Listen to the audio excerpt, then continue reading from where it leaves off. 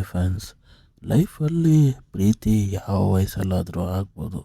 ಆದರೆ ಒಂಟಿತನ ಎಷ್ಟು ಕೆಟ್ಟದು, ಹಾಗೆ ಆ ಒಂಟಿತನದಿಂದ ಏನೇನೋ ಪ್ರಾಬ್ಲಮ್ ಫೇಸ್ ಮಾಡ್ಬೋದು, ಹಾಗೆ ಒಂದು ಜೊತೆಗಾರ ಇದ್ದರೆ ಹೇಗಿರುತ್ತೆ ಅನ್ನೋದೇ ಈ ಫುಲ್ಲು ಮೂವಿಯಲ್ಲಿ ತೋರಿಸ್ತಾರೆ ಅಂತ ಅನ್ಬೋದು. ಹಾಗೆ ನಾವು ವಾರಣಾಸಿನ ನಾವು ನೋಡದೇ ಇರೋ ಅಂದವನ್ನು ಈ ಮೂವಿಯಲ್ಲಿ ತೋರ್ಸೋಕ್ಕೆ ಹೊರಟಿದ್ದಾರೆ ಅಂತ ಅನ್ಬೋದು. ನಾನು ಯಾವ ಮೂವಿ ಬಗ್ಗೆ ಮಾತಾಡ್ತಾ ಇದ್ದೀನಂದರೆ, ಚಿನ್ನ ಚಿನ್ನ ಆಸೆ. ಈ ಮೂವಿ OTTಯಲ್ಲಿ ರಿಲೀಸ್ ಮಾಡಿದ್ದಾರೆ. ಈ ಮೂವಿನ ಖಂಡಿತ ಕನ್ನಡ ಲ್ಯಾಂಗ್ವೇಜಲ್ಲಿ ನೋಡಿದೆ. ಈ ಮೂವಿಯ ಸ್ಟೋರಿ ವಿಚಾರಕ್ಕೆ ಬಂದರೆ, ನಮ್ಮ ಕಥಾನಾಯಕಿ ವಾರಣಾಸಿಗೋಸ್ಕರ ಟ್ರಿಪ್ಪಲ್ಲಿ ಬಂದಿರ್ತಾರೆ. ಅವರ ಜೊತೆಗಾರರ ಗುಂಪನ್ನು ಮಿಸ್ ಮಾಡಿ ಎಲ್ಲೋ ಕಳೆದೋಗಿರ್ತಾರೆ ಅಂತ ಅನ್ಬೋದು. ಅಲ್ಲಿಂದ ನಮ್ಮ ಕಥಾನಾಯಕನ ಭೇಟಿಯಾಗುತ್ತೆ. ಇವರಿಬ್ಬರ ನಡುವೆ ಸಂಭಾಷಣೆ, ಹಾಗೆ ಆ ಪ್ರೀತಿ ಉಂಟಾಗೋದು. ನಮ್ಮ ಕಥಾನಾಯಕಿ ತಿರ್ಗಾ ಆ ಗುಂಪಿಗೆ ಸೇರ್ತಾರೆ.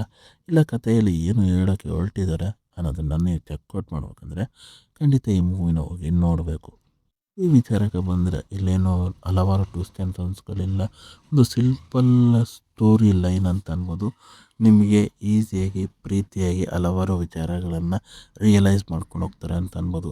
ಎಸ್ಪೆಷಲಿ ಇಲ್ಲಿ ಸ್ಕ್ರೀನ್ ಪ್ಲೇ ಆಗಲಿ, ವಿಶ್ವಲೈಸೇಷನ್ಸ್ಗಳಾಗಲಿ, ಬ್ಯಾಕ್ಗ್ರೌಂಡ್ ಮ್ಯೂಸಿಕ್ಗಳಾಗಲಿ, ಸಾಂಗ್ ಸೆಲೆಕ್ಷನ್ಸ್ಗಳಾಗಲಿ ಸಿಕ್ಕಾಪಟ್ಟೆ ಚೆನ್ನಾಗಿದೆ ಅಂತ ಅನ್ಬೋದು. ಹಾಗೆ ಮೂವಿಯಲ್ಲಿ ಕ್ಯಾರೆಕ್ಟರೈಸೇಷನ್ಸ್ಗಳು ಇಲ್ಲಿ ಮೇಜರಾಗಿ ಬರೋದೇ ಒಂದು 5-6 ಕ್ಯಾರೆಕ್ಟರ್ಸ್ಗಳು ಬರುತ್ತೆ ಅಂತ ಅನ್ಬೋದು.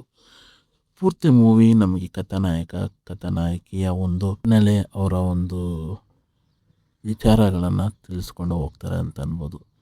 ಮೂವಿಯಲ್ಲಿ ಎಲ್ಲೂ ಬೋರ್ ಹೊಡೆಯಲ್ಲ, ಲ್ಯಾಗು ಫೀಲ್ ಆಗೋಲ್ಲ. ಒಂದು ಗ್ರಿಪ್ಪಿನೆಸ್ ಆಗಿ ಕಥೆಯನ್ನು ರೆಕ್ಷನ್ ಮಾಡ್ಕೊಂಡು ಹೋಗ್ತಾರೆ ಅಂತ ಅನ್ಬೋದು. ಹಾಗೆ ಈ ಮೂವಿ ನನಗೂ ಸಖತ್ ಇಂಪ್ರೆಸಿವ್ ಆಗಿತ್ತು. ಒಂದು ಫ್ಯಾಮಿಲಿ ಫ್ರೆಂಡ್ಲಿ ಮೂವಿ ಅಂತಲೇ ಅನ್ಬೋದು. ಈ ಮೂವಿ ಜಿಯೋ ಹಾಟ್‌ಸ್ಟಾರಲ್ಲಿ ಸ್ಟ್ರೀಮ್ ಆಗ್ತಾಯಿದೆ. ಕನ್ನಡ ಲ್ಯಾಂಗ್ವೇಜಲ್ಲೂ ಇದೆ, ಅದರ್ ರೀಜನಲ್ ಲ್ಯಾಂಗ್ವೇಜಲ್ಲೂ ರಿಲೀಸ್ ಮಾಡಿದ್ದಾರೆ ಅಂತ ಅನ್ಬೋದು. ಸ್ವಲ್ಪ ತಮಿಳು ಬರ್ತಾ ಇರುತ್ತೆ ಅವಾಗವಾಗ ಈ ಮೂವಿಲಿ ಅಂತ ಅನ್ಬೋದು. ಅಷ್ಟು ಇಷ್ಟ ಖಂಡಿತ ಹೋಗಿ ಚೆಕ್ಔಟ್ ಮಾಡಿ ಅಂತ ಹೇಳ್ತೀನಿ. ಹಾಗೆ ಈ ರಿವ್ಯೂ ನಿಮಗೆ ಅನ್ನಿಸ್ತು ಈ ವಿಡಿಯೋ ಇಷ್ಟ ಆಯಿತು ಅಂದರೆ ಮುಂದಿನ ರಿವ್ಯೂಯಲ್ಲಿ ಸಿಗ್ತೀನಿ. ಅಲ್ಲಿ ತನಕ ನನ್ನ ಚಾನಲ್ಗೆ ಸ್ಟೇ ಟ್ಯೂನ್ ಆಗಿದೆ.